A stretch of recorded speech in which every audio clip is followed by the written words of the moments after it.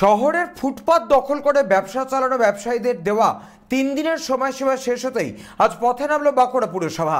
বাঁকুড়া মহকুমা প্রশাসন ও বাঁকুড়া সদর থানার পুলিশকে সঙ্গে নিয়ে আজ বাঁকুড়ার বড়বাজারে অভিযান চালায় পুরসভা।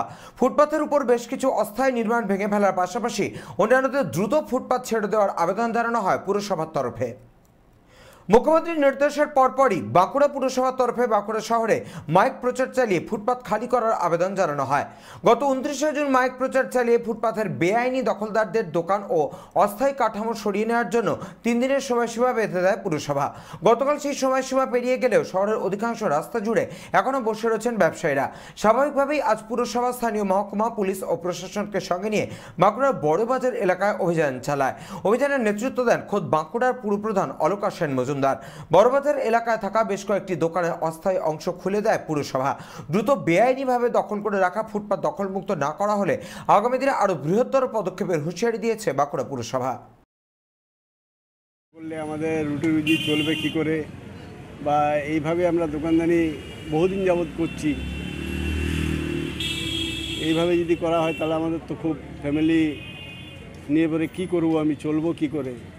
আপনাদেরকে তো অন্য জায়গায় দেওয়া হচ্ছে, যেখানে দেওয়া হচ্ছে সেখানে ব্যবসা করার মতো জায়গা নয়, এটাই ব্যাপার। কিন্তু রাজ্যের মুখ্যমন্ত্রী নির্দেশ করছে ফুটপাতের উপর কোনো দোকান করা যাবে না। করছেন, এরকম তো প্রায় করেন, এরকমভাবে দীর্ঘদিন তো এরকমভাবে চলে না, কিন্তু প্রায় করেন। কিন্তু যাদের দেখুন স্টল আছে তারা স্টলের বাইরে মাল রেখে দিচ্ছে ফুটপাতেই, আর আমরা তো ফুটপাতেই করছি, এটাই ব্যাপার। তো এই মুহূর্তে কতটা সমস্যার সম্মুখীন হতে হবে? অসুবিধা তো প্রচুর হয়ে যাবে যদি দোকানদানি না করতে দেয়, তাহলে তো আমাদেরকে মানে কী বলবো, না খেতে পেয়ে মরতে হবে। আমাদের তো অন্য কোনো কাজ নেই, আমরা এইভাবেই দেখুন বসে আছি বাজারে ফাঁকা। এমনিতেই বাজার খুব ঢিলা হয়ে গেছে এখন। বলতে এক তো বাজারের যে আমরা পরিশ্রম সকাল থেকে রাত পর্যন্ত এখানে বসে থাকি রোদে জলে, তাতে আমাদের পেট পর্যন্ত 4 জনকার ভরে না। আর এইভাবে যদি প্রশাসন আরও অত্যাচার করে তাহলে আমাদের মনে হয় না বেঁচে থাকাই ভালো। আপনাদের পুলিশ দেখুন, আমি বুক পেতে দিচ্ছি, গুলি করে মেরে দেন। আমি বলছি আমাকে গুলি করে মেরে দেন, তাতে আমি শান্তি পাবো। আর কি বলবো, আর 40টা বছর এই ফুটপাতে কাটিয়ে দিলাম। কি করেছে আমরা একটা ভাঙাচোরা টেবিল নিয়ে এখানে বসে আছি, কারো চুরি ডাকাতি করতে পারছি না, কোনো পাবলিকের আমরা অসুবিধা করি না। হ্যাঁ, আপনারা বলুন যে যেটুকু অসুবিধা হচ্ছে আমি সেটুকু সরে গিয়ে করবো, নাহলে আপনার পুলিশ ডেকে গুলি করে মেরে দেন।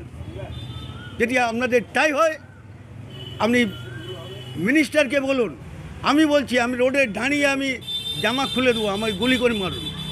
রাজ্যের মুখ্যমন্ত্রী নির্দেশ, হ্যাঁ নির্দেশ দিয়েছেন, সেটা পেপারে পড়ছি, এই মুহূর্তে শুনেছি, খবর রেডিওতে শুনছি, কিন্তু করবোটা কি বলুন, আমাদের করণীয় কি আছে? আমরা মাইকের মাধ্যমে প্রচার করেছি, তবুও আমরা মানুষের কাছে আমরা আবেদন নিয়ে এসেছি। আমি আছি, ভাইস চেয়ারম্যান আছে, আইসি সাহেব আছে, আমাদের জেলা প্রশাসনের পক্ষ থেকে আধিকারিকবৃন্দ রয়েছে, আমার সিআইসি রয়েছে, সবাই মিলে আমরা মানুষের কাছে আবার আবেদন করতে এসেছি যে ফুটপাথটা যেটা রয়েছে সেটা খালি করে দেওয়ার জন্য, সেটা সাধারণ মানুষের চলাফেরা করার জন্য ফুটপাথটা আমরা খালি করতে বলছি।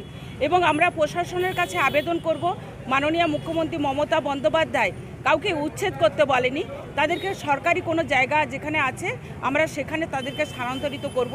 কারণ সেই হকারি করে তার পরিবারটাকে নির্বাহ করে, তার জীবন জীবিকা সেই হকারের যে বিক্রি হয় সেই বিক্রি করে তার পরিবারটাকে চালায়। সেজন্য আমরা চাইব যেখানে আমাদের সরকারি কিষাণ মান্ডি বড় একটা জায়গা পড়ে রয়েছে, তারা যারা ফুটপাতের উপরে ব্যবসা করছে তারা যেন ইতিমধ্যেই কিষাণ মান্ডিতে যায়, নাহলে প্রশাসনের পক্ষ থেকে ব্যবস্থা গ্রহণ করতে বাধ্য। বাঁকুড়া থেকে নবেন্দু হাটির রিপোর্ট, চ্যানেল 24/7।